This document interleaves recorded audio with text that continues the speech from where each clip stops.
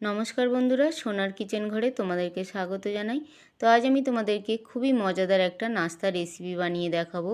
তো এই রেসিপির ভিডিওটি পুরো দেখার অনুরোধ রইল।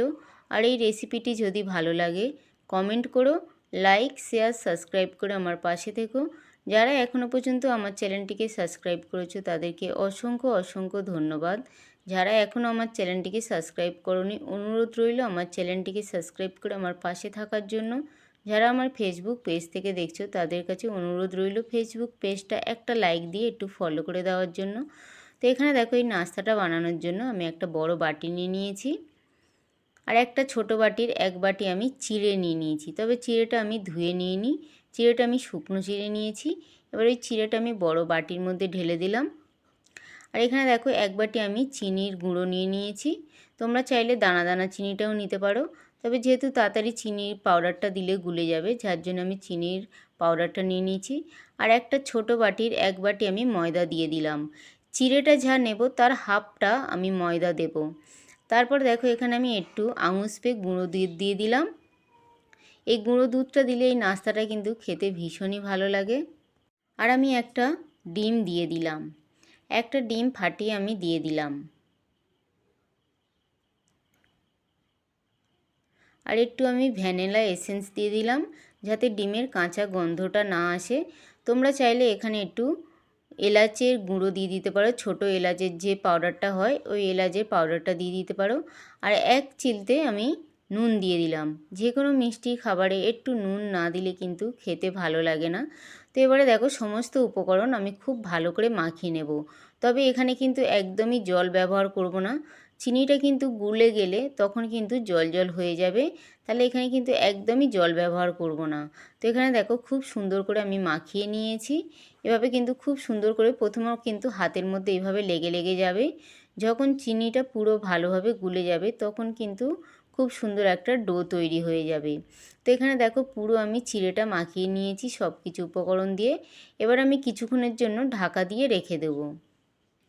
তো কিছুক্ষণ পরে দেখো আমি ফিরে এলাম, ঢাকাটা খুলে নিলাম। নেওয়ার পরে দেখো একদম কিন্তু শুকনো শুকনো হয়ে গেছে, পুরো চিড়েটা কিন্তু টেনে নিয়েছে। এবারে দেখো আমি ছোট ছোট বল বল শেপে বানিয়ে এইভাবে চ্যাপটা চ্যাপটা করে হাত দিয়ে আমি শেপ বানিয়ে নিচ্ছি। তোমরা তোমাদের পছন্দ অনুযায়ী শেপটা বানিয়ে নিতে পারো। তো এখানে দেখো আমি এইভাবে চ্যাপটা চ্যাপটা করে বানিয়ে নিচ্ছি। আমি হাত দিয়ে করছি এটা, ছোট ছোট বল করে হাত দিয়ে এইভাবে গোল গোল করে আমি এরকম চ্যাপটা চ্যাপটাভাবে এভাবে করে নিচ্ছি। এটা কিন্তু খেতে দুর্দান্ত লাগে, চায়ের সঙ্গে সকালে টিফিনে খুবই কিন্তু ভালো লাগে।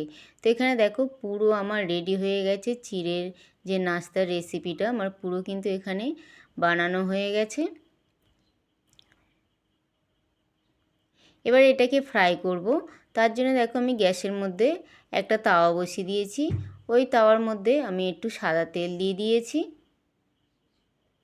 সাদা তেলটা গরম করে নেব, তবে খুব বেশি কিন্তু গরম করব না। নাস্তাটা তেলের মধ্যে দিলে তোমরা বুঝতে পারবে তেলটা কতটা গরম হয়েছে। ঠিক এই রকম গরম রেখে দিতে হবে। তেলটা কিন্তু খুব বেশি গরম হলে নাস্তাটা কিন্তু একদম পুড়ে যাবে, খেতে কিন্তু একদমই ভালো লাগবে না। তো আমি একে একে নাস্তাগুলো দিয়ে দিলাম, দিয়ে আমি হালকা করে আগে একটা দিক ভেজে নেব। তো দেখো এখানে হালকা লাল লাল করে ভাজা হয়ে গেছে একটা দিক। তো আবারও আমি উল্টে দিলাম আর একটা দিক যাতে ভালোভাবে ভাজা হয়।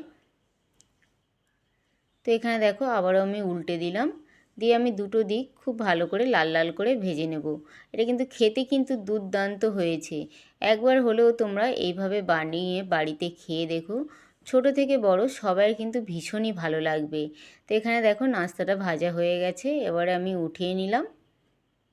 এইভাবে কিন্তু লাল লাল করে ভেজে নেবে। আর এটা কিন্তু ঠান্ডা হয়ে গেলে খুবই মুচমুচে হয়, খেতে খুবই ভালো লাগে। তো একবার ভাজা হয়ে গেছে, বাকি যেগুলো ছিল আমি একইভাবে বাকিগুলোও ভেজে নেব। একইভাবে পুরোটা আমি এইভাবে ভেজে নেব। তো এখানে দেখো নাস্তাগুলো পরিবেশন করার জন্য পুরো রেডি হয়ে গেছে। খুবই সুন্দর লাগে খেতে। একবার হলেও তোমরা এইভাবে বাড়িতে বানিয়ে খেয়ে দেখো, আশা করি তোমাদের ভীষণ ভীষণ ভীষণ ভালো লাগবে।